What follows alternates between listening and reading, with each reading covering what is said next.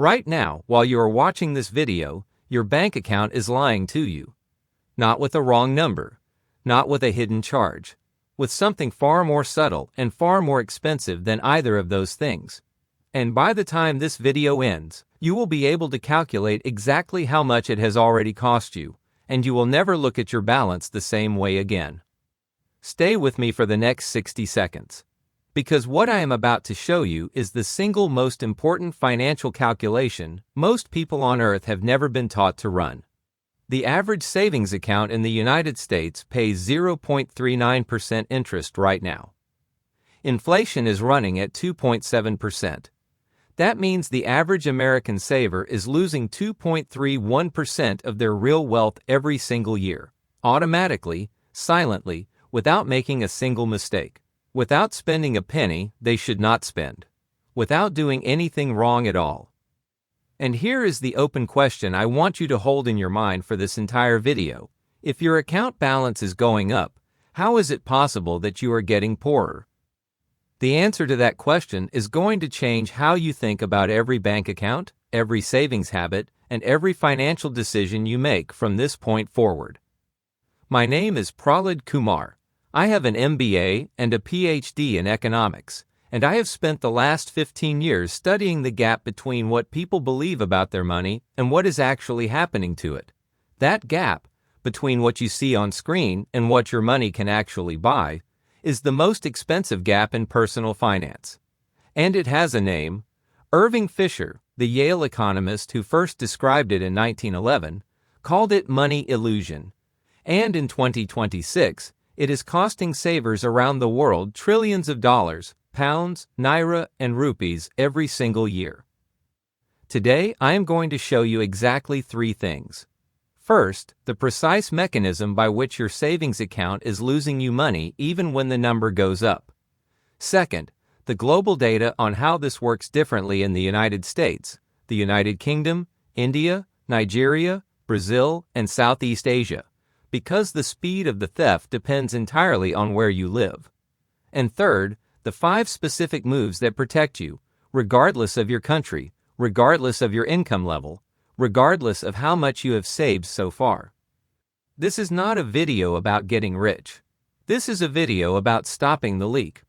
Because until you stop the leak, nothing else you do with money will work as well as it should. Let us start with a question nobody asks you at the bank. You saved. You did the right thing. You did not spend money you did not have. You put it somewhere safe, somewhere responsible, somewhere a bank told you was the smart choice. And yet somehow, year after year, that money does not go as far as it used to. The grocery run is heavier on the wallet than it was 2 years ago. The rent climbs every renewal. The electricity bill edges upward every quarter. But your savings account looks roughly the same. A little more, actually. The interest gets credited. So why does it feel like you are falling behind? You are not imagining it. You are not bad at money. There is a precise mathematical reason this is happening. And it is not limited to the United States. Right now, savers in Lagos are watching their naira lose purchasing power at 15% a year. Savers in Mumbai are putting money into accounts that pay 3.5%, while food prices climb faster than that.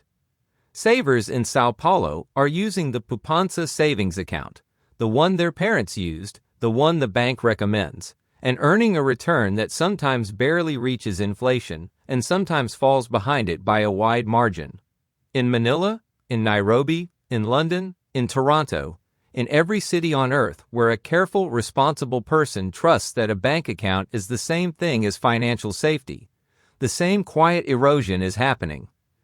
And here is the thing that makes this so easy to miss. It does not feel like a loss. There is no alarm, no statement that says your purchasing power fell this month, no moment of crisis, just a slow, invisible shrinking that reveals itself only when you look back and realize that the comfortable distance between your savings and your needs has been narrowing for years without your noticing. By the end of this video, you will know exactly what your real return is. You will understand the mechanism behind this erosion, not at surface level, but 3 levels deep, the way it is taught in PhD programs, but almost never explained in plain language. You will know the 5 specific moves that stop the leak, and you will have the tools to act on them today, wherever you are in the world. But first, let me take you back to 1775, because this story did not start with your bank account. It started with a revolution. The American colonies were at war with the most powerful empire on earth, and they had almost nothing to fight with. No gold, no established credit, no functioning national treasury. What the Continental Congress had was a printing press and desperation. And so they used both. They printed paper currency, continental dollars, and used them to pay soldiers, buy weapons, fund the war. At first it worked. The money circulated. Goods were purchased. Armies were fed. But as more and more bills flooded into the colonies, merchants began to notice something. Not a sudden crisis. A slow creep. Prices were rising. Not because goods were scarce, not because demand had surged beyond what supply could meet, but because the money used to buy those goods was worth less every month. There was too much of it chasing the same amount of goods. So the price of everything went up, not because the things themselves had changed, but because the currency buying them had been weakened. By the end of the war, continental dollars had lost so much purchasing power that the phrase entered common speech as an insult. To say something was not worth a continental meant it was worthless. The money still existed. The number was still printed on the bill. But the purchasing power had been inflated away, like a balloon stretched so thin by too much air that it could no longer hold its value. That is where the word inflation comes from. Not a textbook, not an academic paper. From the lived experience of ordinary people watching the money in their hands buy less and less week after week until it was almost nothing. 136 years later, a professor at Yale University in New Haven, Connecticut, sat down to write the book that would give us the language to understand exactly what had happened and what keeps happening, quietly, to every saver in the world today. His name was Irving Fisher. He was an economist, a mathematician, and a man obsessed with a single question: why does saving money not always make you richer? Fisher understood something that most people in 1911 had not formally grasped. Money has 2 values. It has a nominal value, the number printed on the note or displayed in your account. And it has a real value, what that number can actually purchase in the world.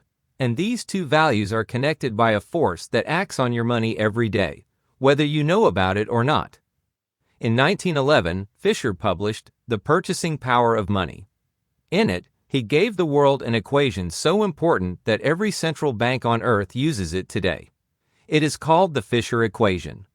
And in plain language it says this: your real return equals your nominal interest rate minus your inflation rate. If your savings account pays 4% and inflation is 3%, your real return is 1%. You are getting richer slowly.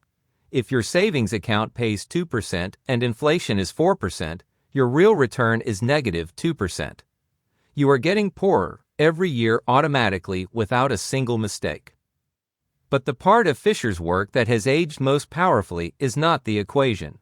It is the phrase he used to describe why this keeps happening generation after generation. He called it money illusion, the human tendency to see the number in an account and feel safe, without ever calculating what that number can actually purchase. We look at the balance and feel something: security, progress, responsibility.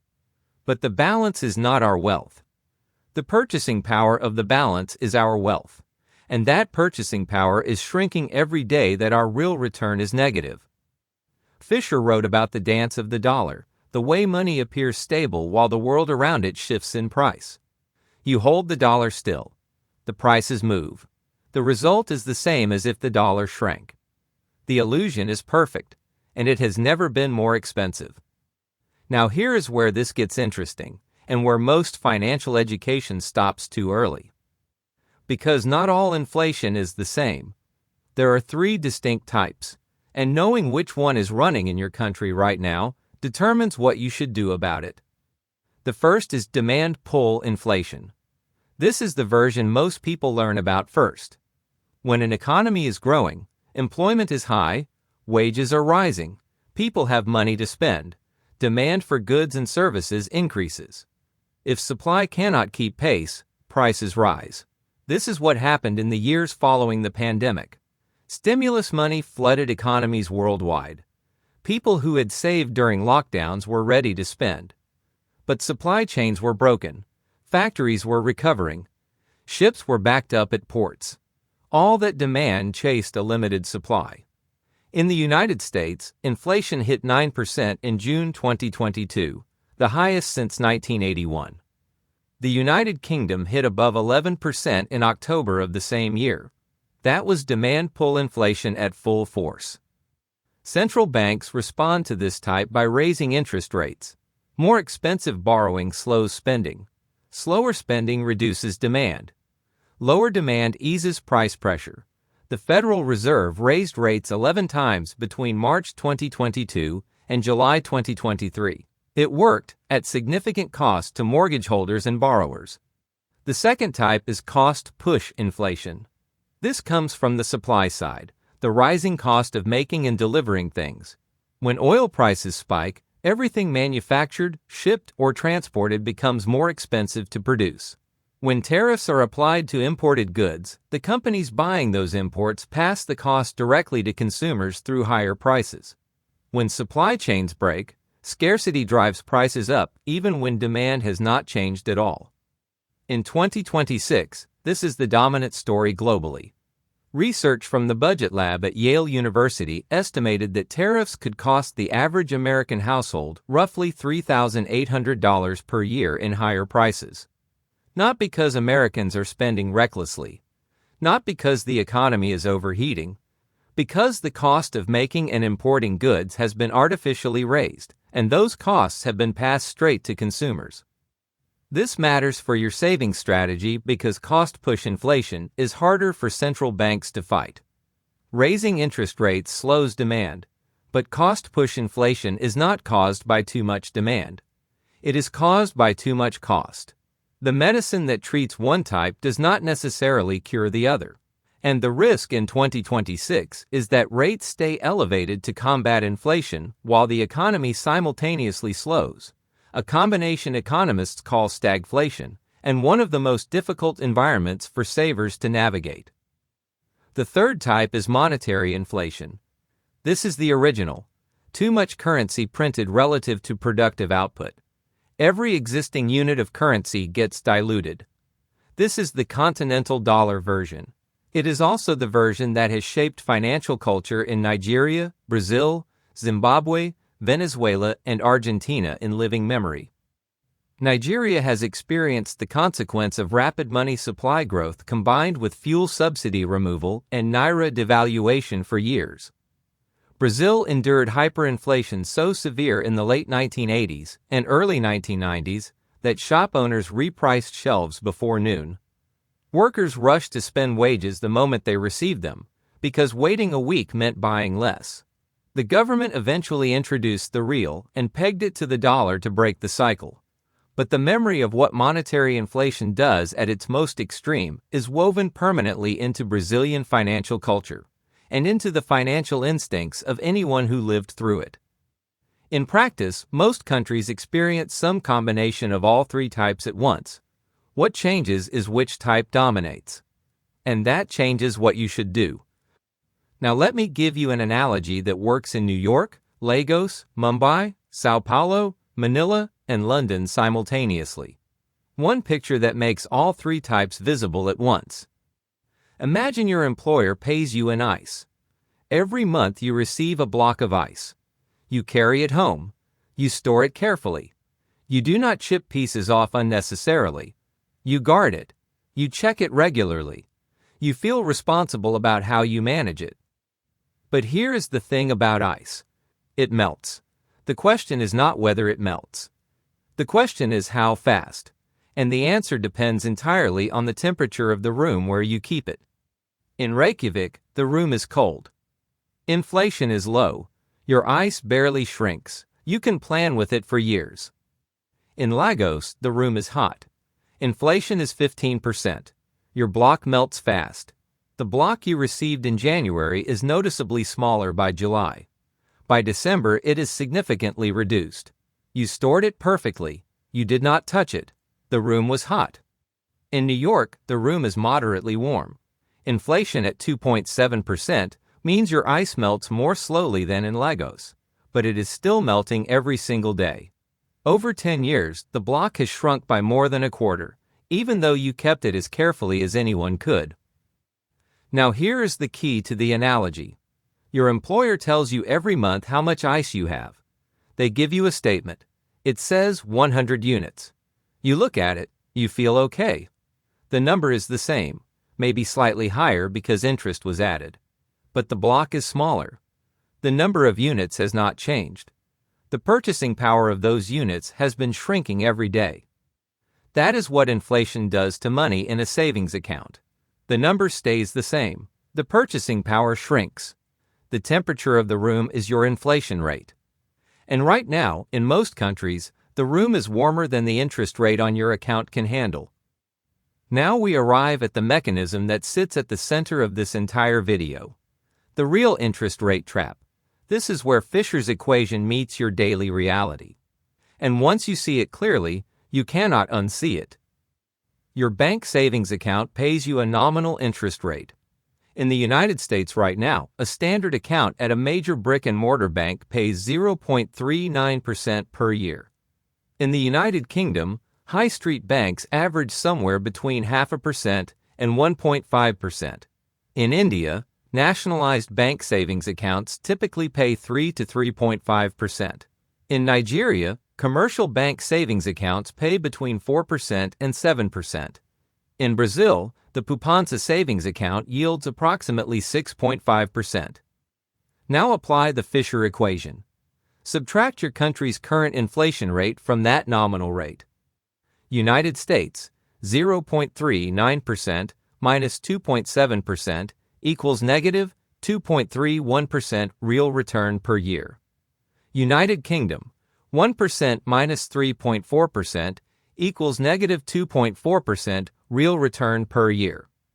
India, 3.5% minus approximately 5% food-driven inflation equals negative 1.5% per year. Nigeria, 6% minus 15% equals negative 9% per year.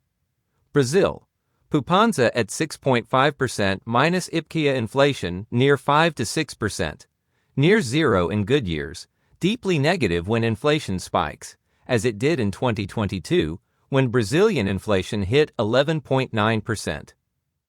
Every single one of those numbers is zero or negative in real terms. Every single one means the average saver in that country, holding money in the standard recommended account, is losing purchasing power. Every year. Automatically. But let me take this from a percentage to a number you can feel. Because percentages are abstract, what this actually means in your life is not abstract at all. You have $10,000. You work hard for that money. You put it in a standard U.S. savings account, earning 0.39% per year. You leave it there for 10 years. You do not touch it. You do not spend it. You make no mistakes. 10 years later, your account shows $10,393. You earn $393 in interest over a decade. Less than $40 per year.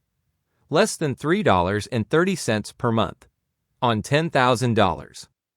But here is the number that actually matters.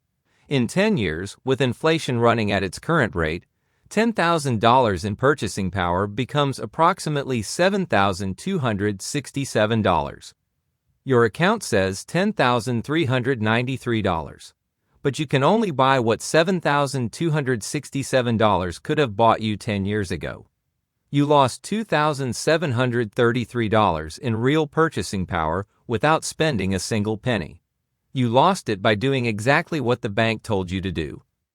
Now run the same $10,000 through a broad equity index fund, one that tracks the S&P 500 in the United States, the Nifty 50 in India, or a global equity index through Zerodha, Fidelity, or Vanguard.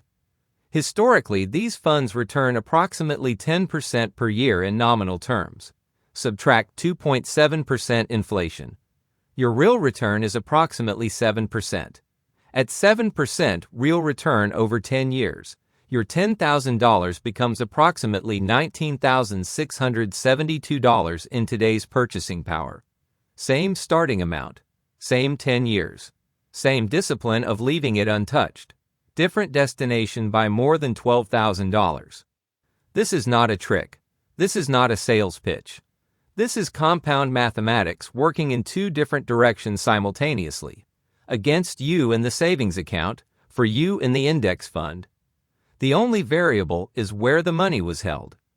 Stay with me, because this next part is the layer almost nobody teaches, and it is the one that explains why the situation exists in the first place, and why it is unlikely to change unless you deliberately change it yourself. Banks make money on the spread between what they pay you for your deposits and what they charge borrowers. If you deposit money at 0.39% and they lend it to a mortgage customer at 6.5%, they earn 6.11% on the difference. Every deposit at every major bank is a funding source. And the cheaper that funding source is, the more profitable the bank is. Low-yield savings accounts are the cheapest possible funding source a bank can have. They cost the bank almost nothing to maintain. They are entirely legal.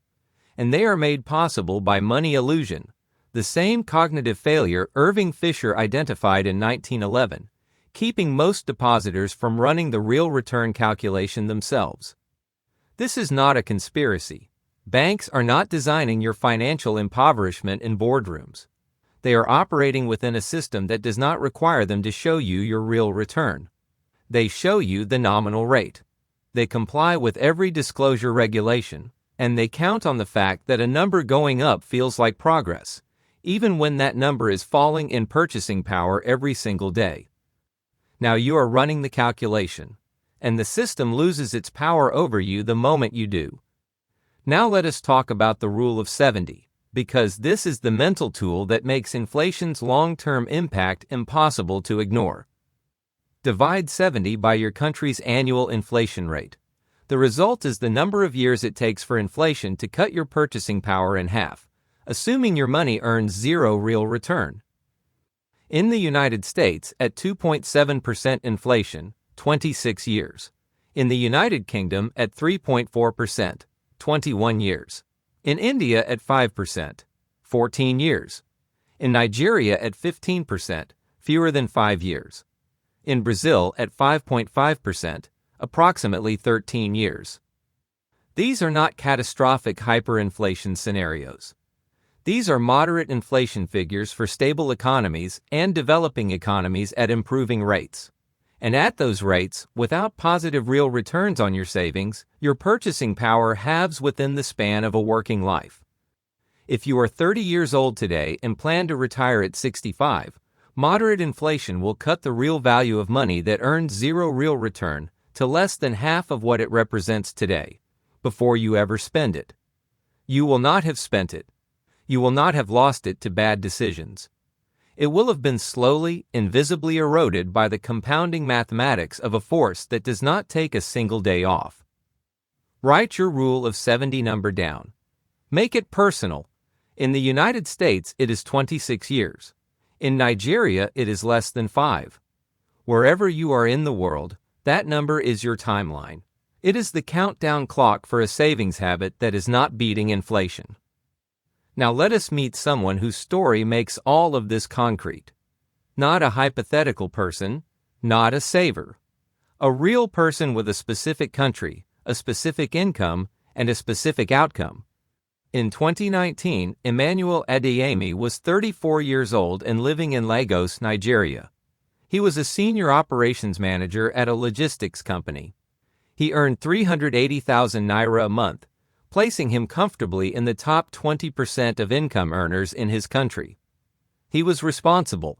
He paid his bills. He sent money home to his mother in Oyo State every month without fail. And he saved. Over the years since his first real job, Emmanuel had built up 2.2 million naira across 2 savings accounts at different commercial banks. He had split it between two banks because he had heard once that you should not put all your eggs in one basket. He checked his balances weekly. He felt secure. His friends asked him where he kept his money, and he answered with quiet confidence, in the bank, where it was safe.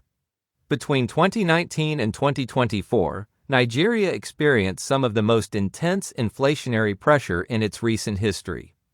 The removal of fuel subsidies, the devaluation of the naira, the global supply shock of the pandemic, all of these forces combined to drive inflation above 20% at its peak and above 30% in food prices in some months. Emmanuel's savings accounts were paying between 4% and 7% per year. The gap between what inflation was taking and what his accounts were paying was not 4%. It was not 6%. In the worst months, it was more than 25 percentage points every month. Compounding. Emmanuel did not feel this as a dramatic event. There was no moment of crisis. His balances were still growing, slowly, in nominal terms. The numbers ticked upward. What he felt instead was a slow creep of prices around him. Groceries that used to cost a certain amount now cost significantly more. His Lagos apartment rent increased sharply. Transport costs climbed. He was earning the same income, his account numbers were going up, and somehow everything felt harder. He worked the same hours. He spent with the same care. And yet the comfortable distance between his income and his expenses kept narrowing. By 2024, Emmanuel sat down with his cousin who worked in investment banking and asked the question he had been avoiding for years. Why does it feel like I am falling behind when I have done nothing wrong? His cousin opened a spreadsheet. She took Emmanuel's 2.2 million naira from 2019. She applied the actual inflation rates for each of the 5 years since then. She calculated what 2.2 million naira from 2019 would need to be in 2024 naira to represent the same purchasing power. The answer was approximately 4.8 million naira. Emmanuel had approximately 2.4 million naira, slightly more than he started with, because of the interest payments. In purchasing power terms, he had lost the equivalent of more than 2 million naira. Not to spending, not to fraud, not to a single bad decision, to the gap between what his accounts paid and what inflation took. Every month for 5 years. Emmanuel cannot recover those years. But he knows the number now. He holds a portion in dollar-denominated assets through a licensed Nigerian broker. A portion sits in Cowrywise's treasury-backed product, which at least approaches the CBN rate. He keeps only 2 months of living expenses in a Naira current account.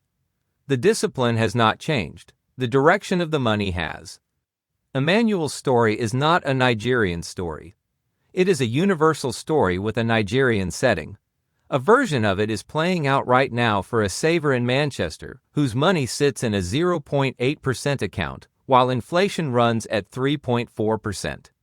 For a teacher in Chennai, putting 8,000 rupees a month into a savings account that pays less than inflation.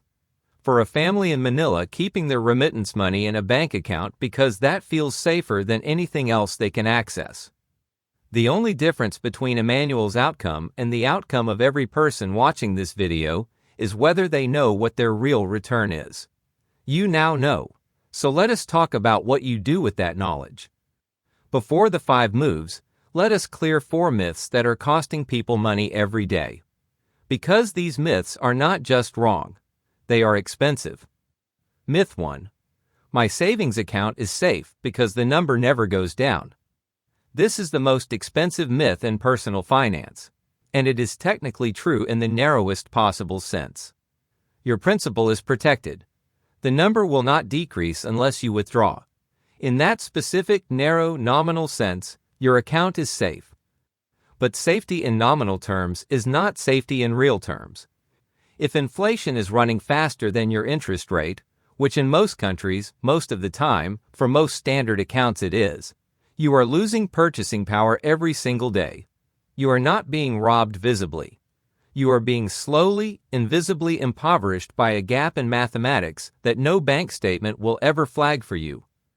The myth persists because banks market savings accounts as safe, and in the narrowest technical sense that marketing is accurate. Nobody shows you the real return.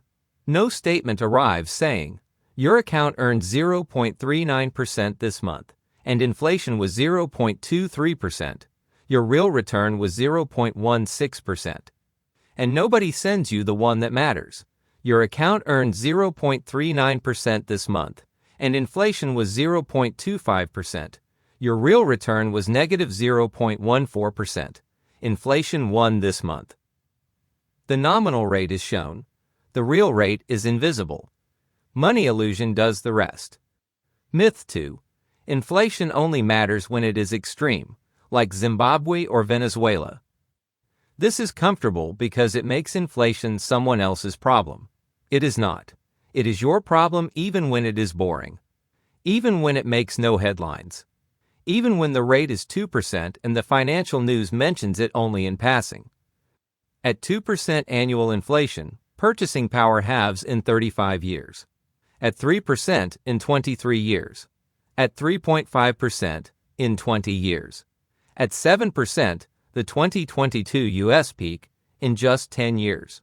These are not catastrophic scenarios. These are the numbers for moderate and slightly elevated inflation in stable economies. The difference between extreme inflation and moderate inflation is not whether inflation is stealing from you. It is how fast the theft happens. A slow theft is still a theft. The fact that you cannot feel it happening does not mean you will not feel the result. Myth 3. And this one applies specifically to savers in developing economies. Keeping money at home in cash protects you from bank risk. This myth comes from legitimate fear. Banks in some economies have failed. Currencies have been confiscated or frozen. People have watched their savings wiped out by institutional failure. That fear is historically grounded and not irrational. But the response that feels protective is often mathematically catastrophic. Cash at home earns zero interest. In an economy running 15% annual inflation, someone holding 100,000 naira in cash on January 1st effectively holds 85,000 naira in purchasing power by December 31st. They did not spend it. They did not lose it to a bank failure. The inflation took it silently, completely, with no receipt and no recourse. Bank risk is real, but it is probabilistic. It might happen. Inflation risk in a high inflation economy is not probabilistic. It is certain. Every percentage point of inflation is a guaranteed loss on cash earning nothing. Nigeria's NDI deposit insurance scheme covers up to 500,000 naira per depositor per bank. Brazil's FGC covers 250,000 Brazilian reais.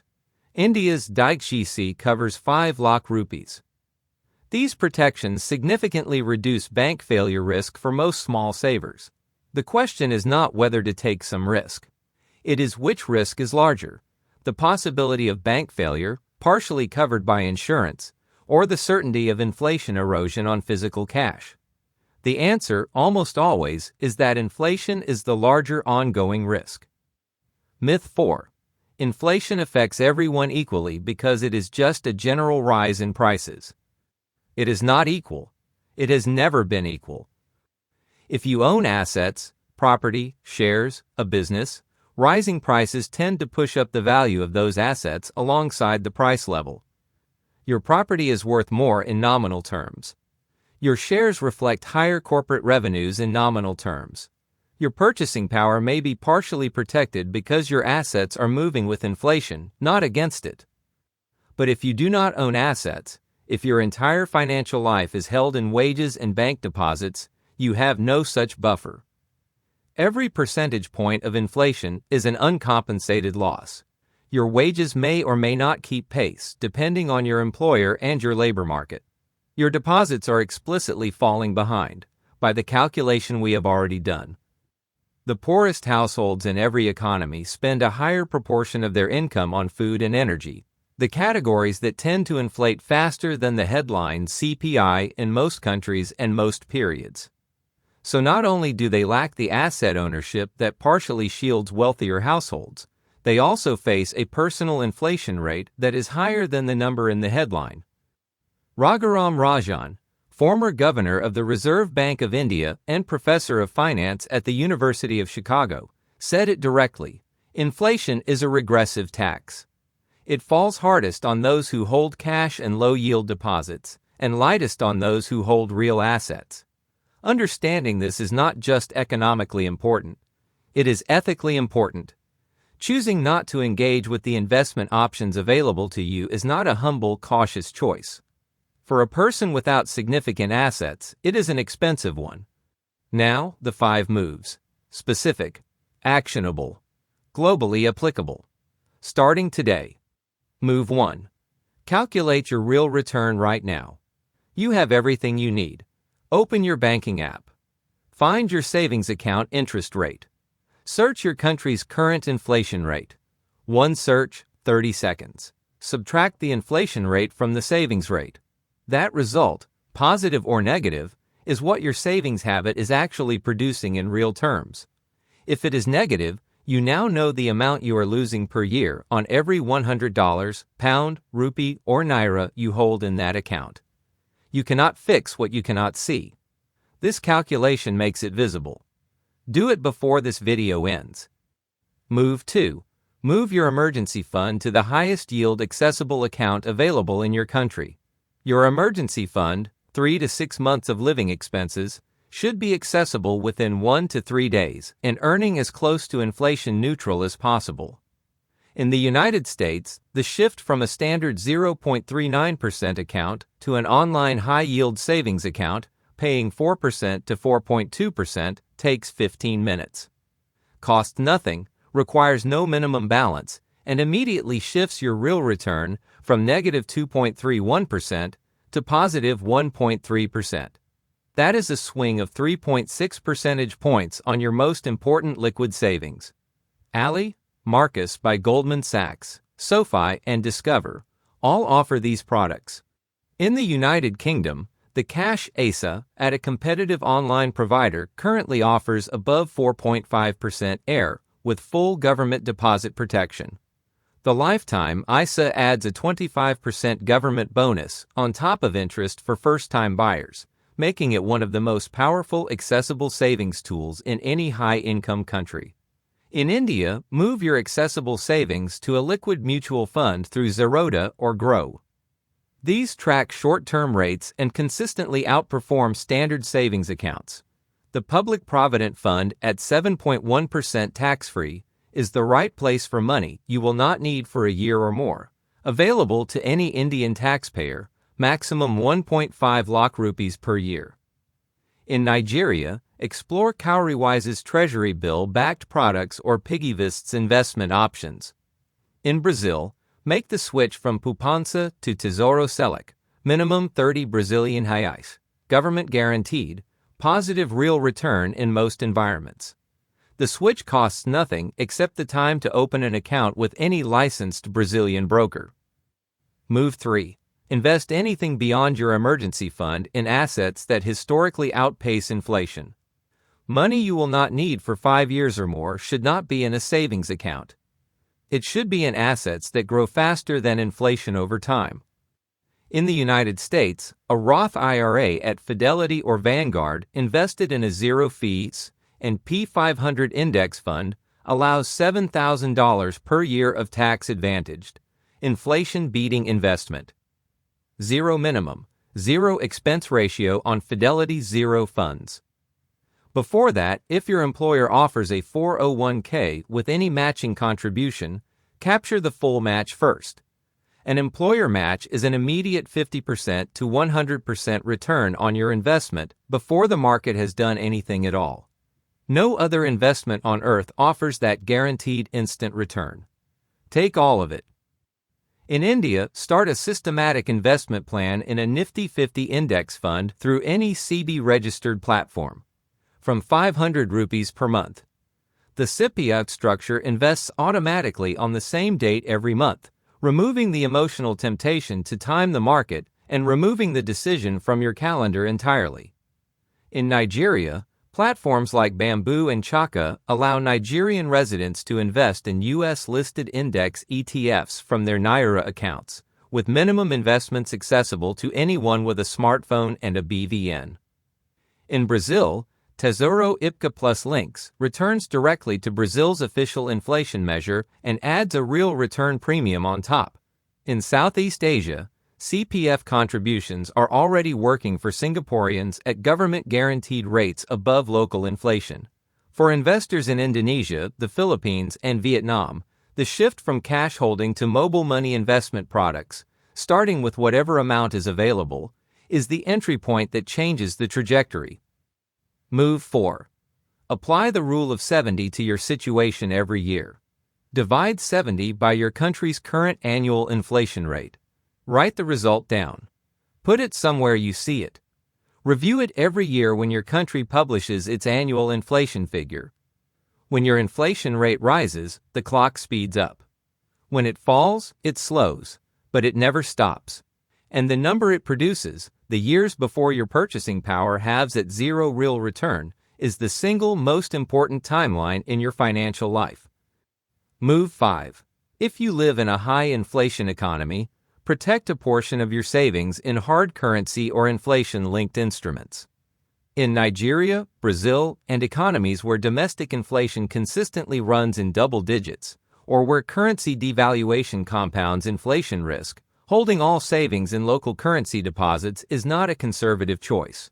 It is a guaranteed erosion. Dollar-denominated assets accessible through Bamboo, Chaka, or Cowrywise's Flex Dollar product require no foreign bank account.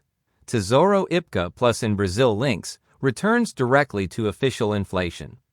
In India, the liberalized remittance scheme allows up to $250,000 per year for investment purposes. The point is not to abandon your domestic economy. The point is to ensure that inflation in one currency cannot destroy all of your purchasing power at once. Now let us bring this back to the place where we started. The number in your bank account.